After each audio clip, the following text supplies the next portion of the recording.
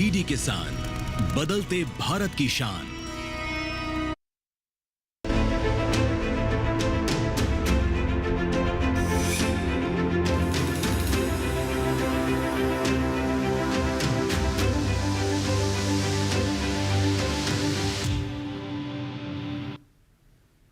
नमस्कार, आप देख रहे हैं दूरदर्शन किसान। मौसम खबर में आप सभी का स्वागत है। मैं हूं मोनालिसा। मौसम खबर में बताएंगे आपको कहां होगी बारिश, कहां रह सकता है मौसम साफ, इसके अलावा तापमान की क्या है स्थिति, वायु की गुणवत्ता का हाल भी आपको बताएंगे। लेकिन आइए सबसे पहले जान लेते हैं बड़ी खबरें। मौसम से जुड़ी हुई 5 बड़ी खबरों में सबसे पहले आपको बताते हैं हम बिहार के बारे में। बिहार में गिने चुने हिस्सों में ओले पड़ने के आसार बनते हुए नजर आ रहे हैं। वहीं बात करें अगर झारखंड की, तो यहां पर भी कहीं कहीं पर जो ओले हैं वो पड़ सकते हैं।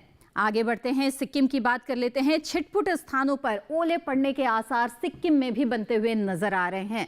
और अगर तेलंगाना का रुख करें तो यहां पर गरज चमक के साथ तेज हवाएं चलने की संभावना बनती हुई नजर आ रही है। इसके साथ ही गुजरात में कहीं कहीं मौसम गर्म रह सकता है। तो ये तो हुई मौसम से जुड़ी हुई 5 बड़ी खबरें।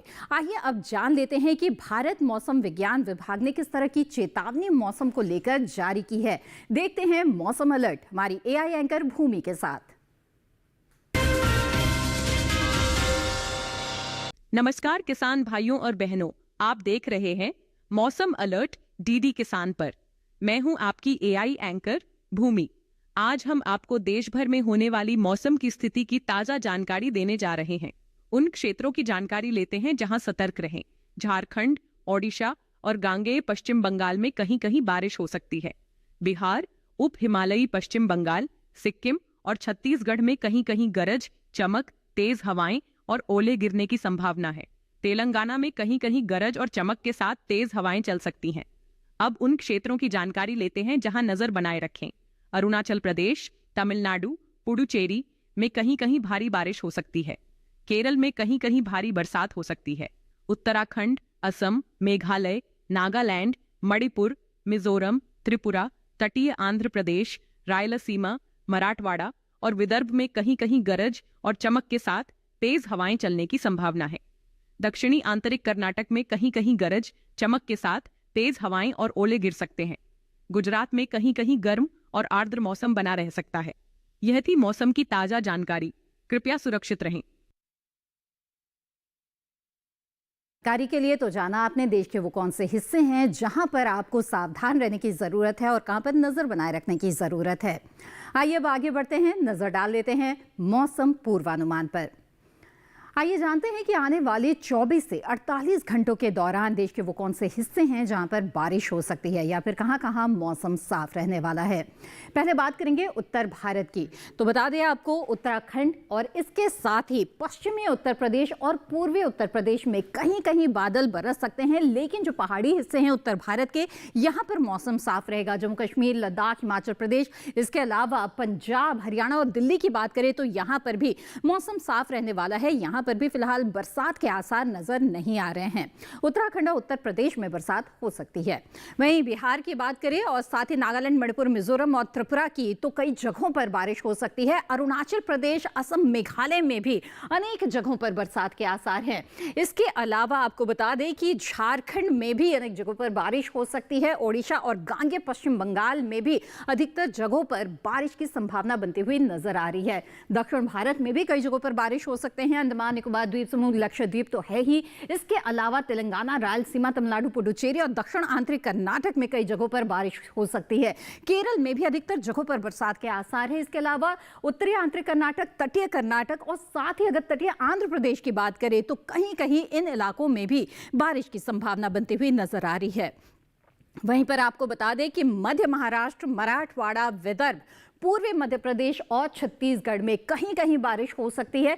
लेकिन कोंकण गोवा में मौसम साफ रहेगा। इसके अलावा राजस्थान, गुजरात, सौराष्ट्र, कच्छ में भी मौसम साफ रहेगा। पश्चिमी मध्य प्रदेश की बात करें तो यहां पर भी फिलहाल बरसात के आसार नजर नहीं आ रहे हैं।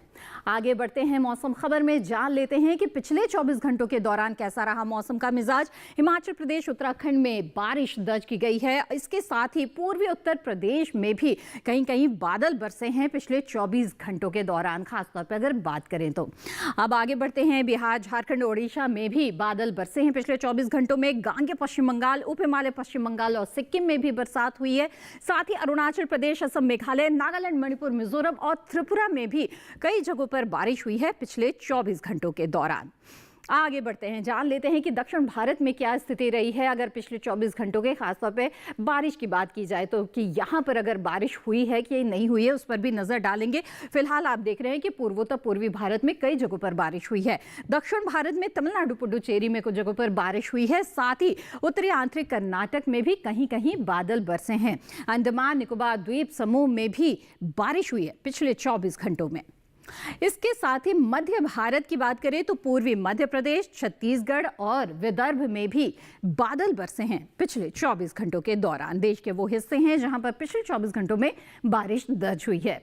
और इसी के साथ यहां पर मौसम खबर में वक्त हो चला है छोटे से ब्रेक का। ब्रेक के बाद तापमान का हाल जानेंगे। आप बने रहें दूरदर्शन किसान पर।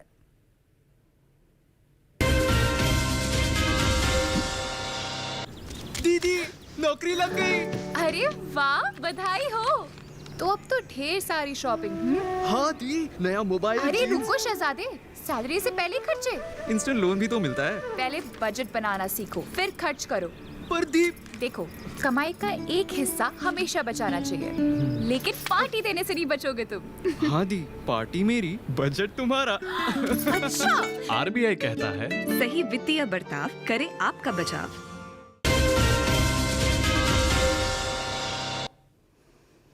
मौसम खबर में आप सभी का फिर से स्वागत है। ब्रेक के बाद आइए अब आगे बढ़ते हैं, जानते हैं तापमान की स्थिति के बारे में। देश के अलग अलग हिस्से हैं जहां पर तापमान में इस वक्त उतार चढ़ाव नजर आ रहा है सामान्य के मुकाबले, और उन क्षेत्रों पर नजर डालेंगे हम इस सेगमेंट में खास तौर पर। तो आइए जानते हैं तापमान का हाल, और पहले इसमें बात करेंगे हम अधिकतम तापमान की। अधिकतम तापमान में जम्मू कश्मीर, लद्दाख की बात की जाए तो इजाफा देखा जा रहा है। सामान्य से 3 से 5 डिग्री सेल्सियस की बढ़ोतरी सामान्य की तुलना में यहां पर दिखी है। इसके साथ ही आगे बढ़ते हैं, बात करते हैं हिमाचल प्रदेश, उत्तराखंड की। साथ ही पंजाब, हरियाणा, दिल्ली का भी अगर रुख करें तो यहां पर भी सामान्य से 1 से 3 डिग्री सेल्सियस की बढ़ोतरी नजर आ रही है अधिकतम तापमान में। आगे बढ़ते हैं, जान लेते हैं क्या स्थिति है बिहार और झारखंड में। तो यहां पर विपरीत हाल है, सामान्य से 3 से 5 डिग्री सेल्सियस कम रहा है अधिकतम तापमान। साथ ही अरुणाचल प्रदेश में भी ऐसी स्थिति रही है, और यहां पर भी जो अधिकतम तापमान है वो सामान्य से 3 से 5 डिग्री की गिरावट रही है। पूर्वी राजस्थान में सामान्य से 1 से 3 डिग्री सेल्सियस कम रहा है अधिकतम तापमान। मध्य महाराष्ट्र और मराठवाड़ा में भी ऐसा ही हाल नजर आया, यहां पर भी सामान्य से गिरावट रही है अधिकतम तापमान में। रायलसीमा के अनंतपुर में 40.1 डिग्री सेल्सियस रहा है अधिकतम तापमान, जो कि मैदानी इलाकों में सबसे ज्यादा तापमान है। अब जान लेते हैं कि न्यूनतम तापमान की क्या स्थिति चल रही है। तो असम, मेघालय, नागालैंड, मणिपुर, मिजोरम और त्रिपुरा में सामान्य से 1 से 3 डिग्री सेल्सियस ज्यादा न्यूनतम तापमान दर्ज किया गया, यानी कि रात के तापमान में यहां पर इजाफा रहा।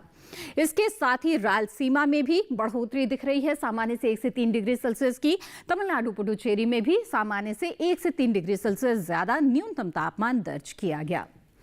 अंडमान निकोबार की बात करें तो यहां पर सामान्य के मुकाबले 1 से 3 डिग्री सेल्सियस ज्यादा न्यूनतम तापमान दर्ज किया गया। रात के तापमान में यहां पर भी बढ़ोतरी रही। और आपको बता दें, पश्चिमी राजस्थान, गुजरात में, साथ ही पश्चिमी मध्य प्रदेश में सामान्य से 1 से 3 डिग्री सेल्सियस ज्यादा न्यूनतम तापमान मापा गया। इसके अलावा बात करें पूर्वी उत्तर प्रदेश के बहराइच की, तो यहाँ पर 13 डिग्री सेल्सियस रहा है न्यूनतम तापमान, जो कि मैदानी इलाकों में सबसे कम तापमान है। तो जाना अपने मैदानी इलाकों में सबसे ज्यादा और सबसे कम तापमान की स्थिति कहाँ पर रही और कहाँ पर तापमान में बदलाव सामान्य के मुकाबले देखा जा रहा है। अब आगे बढ़ते हैं, देश के अलग अलग शहरों पर नजर डाल लेते हैं और देखते हैं यहाँ पर बीते दिन तापमान का क्या हाल रहा।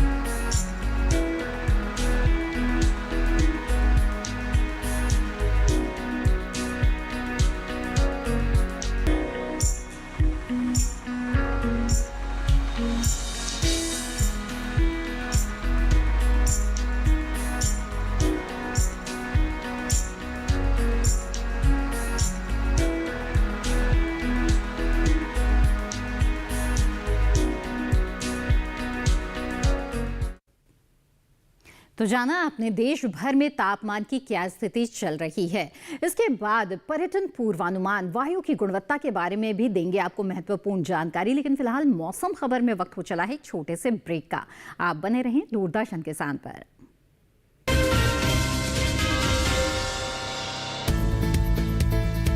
किस फसल की क्या है चाल, किस मंडी का क्या है हाल, उतरते चढ़ते भाव का असर, आयात निर्यात का क्या है असर, कैसा रहेगा आगे बाजार, बताएंगे मंडियों के जानकार। देखिए मंडी खबर सोमवार से शनिवार शाम 5 बजे सिर्फ दूरदर्शन किसान चैनल पर।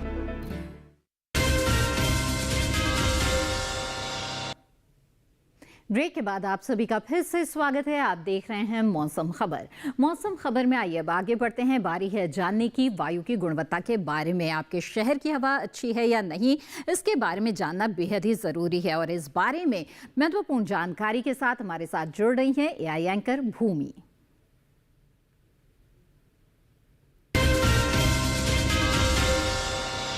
अब बढ़ते हैं आगे और जानते हैं कि देश के अलग अलग राज्यों में वायु की गुणवत्ता कैसी है। सबसे पहले बात करते हैं राजधानी दिल्ली की, जहां वायु गुणवत्ता संतोषजनक रही। यहां गुणवत्ता सूचकांक 170 दर्ज किया गया। लखनऊ की वायु गुणवत्ता भी संतोषजनक रही। यहां गुणवत्ता सूचकांक 139 दर्ज किया गया। पटना की वायु गुणवत्ता संतोषजनक श्रेणी में रही।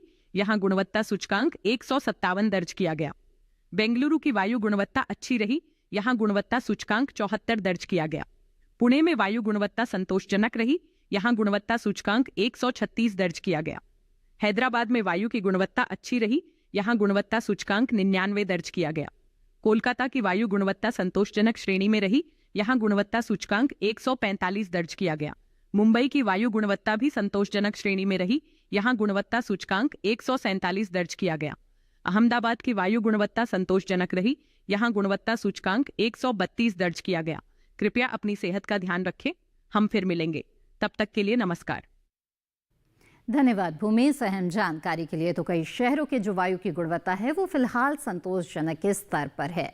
आगे बढ़ते हैं अब और जानते हैं कि पर्यटक स्थलों पर किस तरह का मौसम रहने वाला है, खासतौर पे आने वाले 4 दिनों के दौरान। जी हाँ, तो अगर वीकेंड पे प्लान बना रहे हैं तो मौसम ज़रूर जान लीजिए अपने जो भी पर्यटक स्थल है उसका। और पर्यटक पूर्वानुमान में सबसे पहले बात करेंगे जम्मू कश्मीर के गुलमर्ग की। तो यहाँ पर साफ मौसम मिलेगा। रविवार और सोमवार को 10 से -2 के बीच तापमान रहेगा इन दोनों दिन। मंगलवार बुधवार को हालांकि बादल छा सकते हैं और इसके साथ ही मंगलवार को 8 से 0 और बुधवार को 6 से 1 के बीच तापमान की स्थिति रह सकती है और हल्के फुल्के बादल भी छाए हुए आपको मिल सकते हैं। ये तो बात हुई गुलमर्ग की। अब आगे बढ़ते हैं, बात कर लेते हैं अब उत्तराखंड के मसूरी के बारे में। यहाँ पर आपको बिल्कुल साफ मौसम मिलने वाला है आने वाले 4 दिनों के दौरान। रविवार को 20 से 9 के बीच तापमान रहेगा। सोमवार को 21 से 9, अगले दिन 21 से 10 और साथ ही बुधवार को 22 से 10। देख रहे हैं आप बारी बारी से जो अधिकतम तापमान है और न्यूनतम तापमान है उसमें थोड़ा थोड़ा इजाफा आ सकता है और मौसम बिल्कुल साफ रहेगा। धूप निकली रहेगी मसूरी में। अब जान लेते हैं क्या स्थिति आपको मिलने वाली है उत्तर प्रदेश के वाराणसी में। तो यहाँ पर भी बिल्कुल साफ मौसम, धूप निकली रहेगी। रविवार को 33 से 18 के बीच रहेगा तापमान। अगले दिन 34 से 19 के बीच, 35 से 19 मंगलवार को। तो बुधवार को 36 से 20 के बीच तापमान का हाल रहेगा। यानी कि लगातार तापमान में बढ़ोतरी के आसार यहाँ पर भी बनते हुए नजर आ रहे हैं और बिल्कुल साफ मौसम भी रहने वाला है वाराणसी में। अब जान लेते हैं बिहार के गया में क्या हाल रहेगा। तो रविवार को हल्के बादल छा सकते हैं। 30 से 18 के बीच तापमान रहेगा। सोमवार को मौसम साफ हो जाएगा और 31 से 19 के बीच तापमान की स्थिति रहेगी। यानी कि अधिकतम न्यूनतम दोनों में तापमान में 1 डिग्री का इजाफा। अगले दिन भी इजाफा है। 32 से 20 के बीच तापमान रहेगा और 33 से 20 डिग्री के आसपास तापमान रहेगा बुधवार को। यानी कि यहाँ पर भी बिल्कुल साफ मौसम और साथ ही तापमान में बढ़ोतरी के आसार हैं। असम के सिलचर की बात करें तो यहाँ पर मौसम साफ तो रहेगा लेकिन छिटपुट बादलों की आवाजाही भी चलती रहेगी और तापमान में बढ़ोतरी के आसार यहाँ पर भी बनते हुए नजर आ रहे हैं। 29 से 20 रविवार को तापमान रहेगा। तो 30 से 20 के बीच सोमवार को, मंगलवार को 32 से 19 और 32 से 18 बुधवार को तापमान की स्थिति रहेगी। तो यहाँ पर भी धीरे धीरे तापमान में बढ़ोतरी के आसार बनते हुए दिख रहे हैं। सिक्किम के गैंगटॉक की बात करें तो यहाँ पर रविवार को बारिश हो सकती है, 16 से 10 के बीच तापमान रहेगा। सोमवार को हल्के बादल छाए रहेंगे, 17 से 12 के बीच रहेगा तापमान। मंगलवार को मौसम साफ हो जाएगा और 19 से 12 के बीच तापमान की स्थिति रहेगी और बुधवार को 20 से 12 के बीच तापमान रहेगा। अधिकतम तापमान में लगातार बढ़ोतरी आ रही है और जो तापमान है वो जो है बढ़ता रहेगा।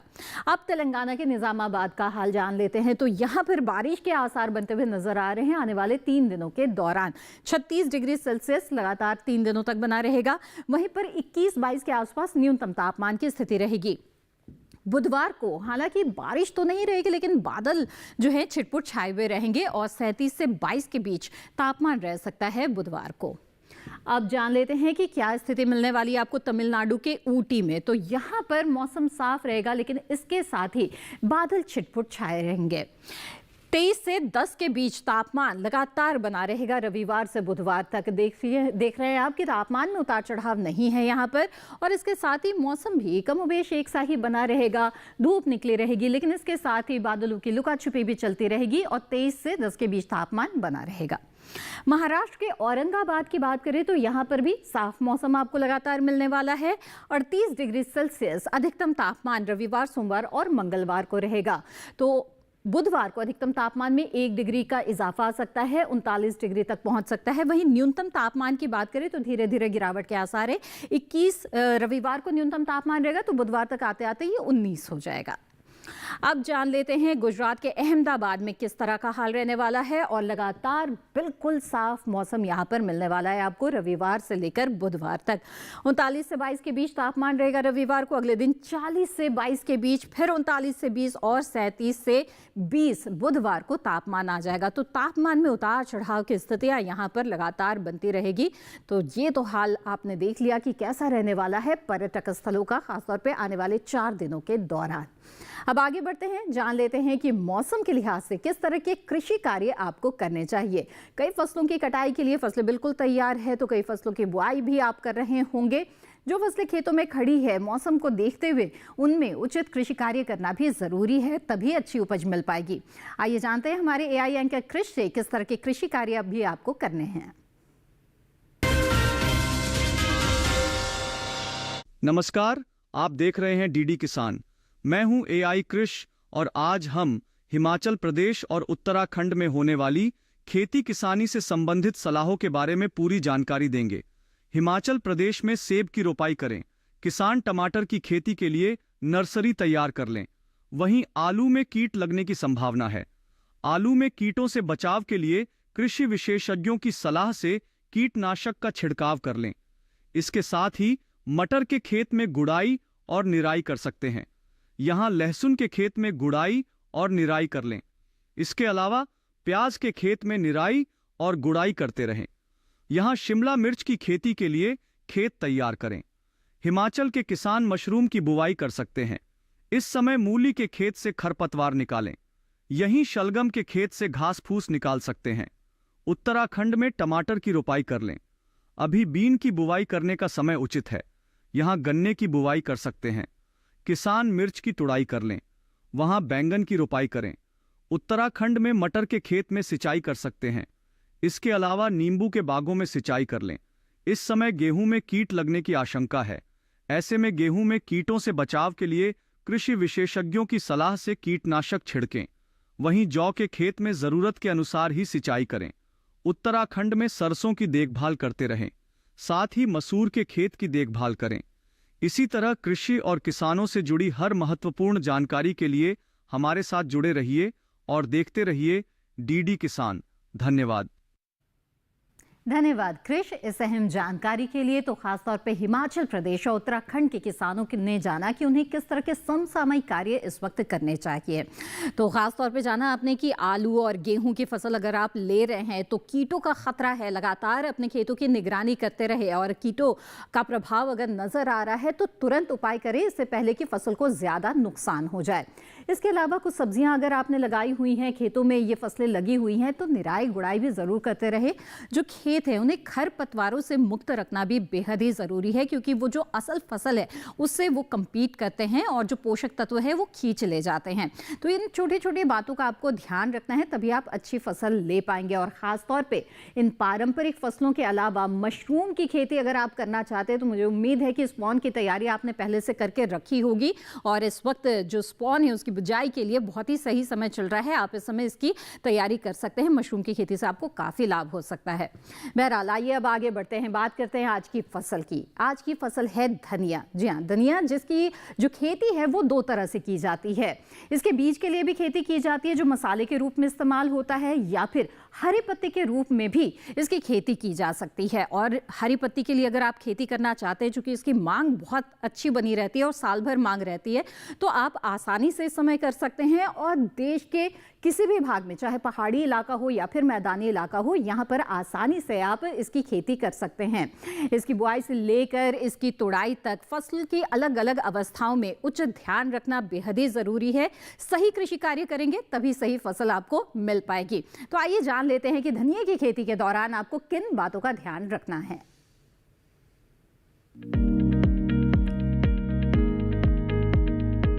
धनिये की खेती के लिए दोमट मिट्टी सबसे अच्छी मानी जाती है।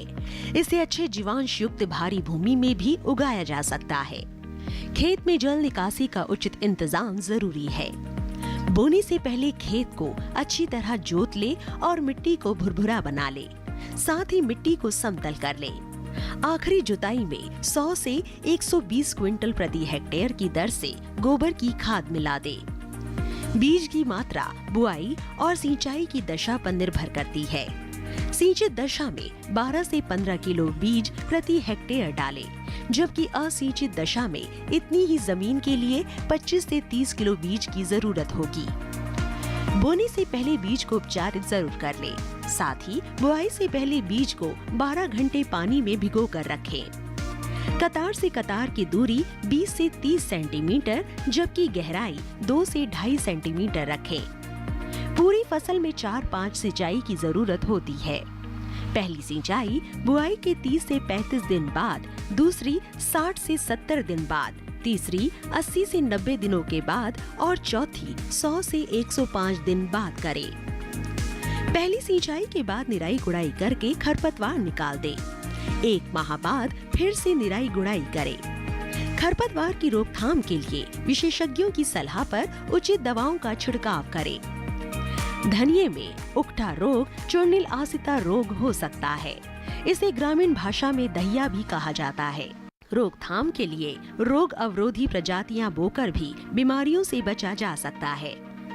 फसल चक्र अपनाना भी बेहतर रहता है, लेकिन किसान इस बात का ध्यान रखे कि फसल में किसी भी तरह की दवा का छिड़काव करने से पहले कृषि विशेषज्ञों की सलाह जरूर ले। पूरी फसल होने पर पत्तियों की तुड़ाई सावधानी से करें। ध्यान रहे तोड़ते समय पत्तियां बर्बाद ना होने पाए। 1 हेक्टेयर जमीन से 125 से 140 क्विंटल तक हरी पत्तियां ली जा सकती है।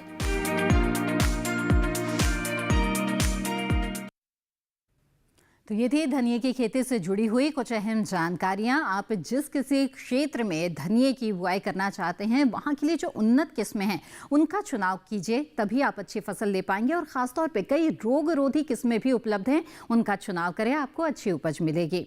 इसी के साथ मौसम खबर में आज बस इतना ही। मौसम खबर से हमें उम्मीद है कि आपको मदद जरूर मिल रही होगी। मौसम खबर को आप दूरदर्शन किसान के YouTube चैनल पर भी देख सकते हैं। इसके लिए टीवी स्क्रीन पर दिखाए जा रहे QR कोड को स्कैन करें, आप सीधे हमारे YouTube चैनल से जुड़ जाएंगे। मौसम का ताज़ा हाल और कृषि सलाह के साथ फिर होंगे हाजिर। तब तक के लिए दीजिए इजाजत। आप बने रहें दूरदर्शन किसान पर। नमस्कार।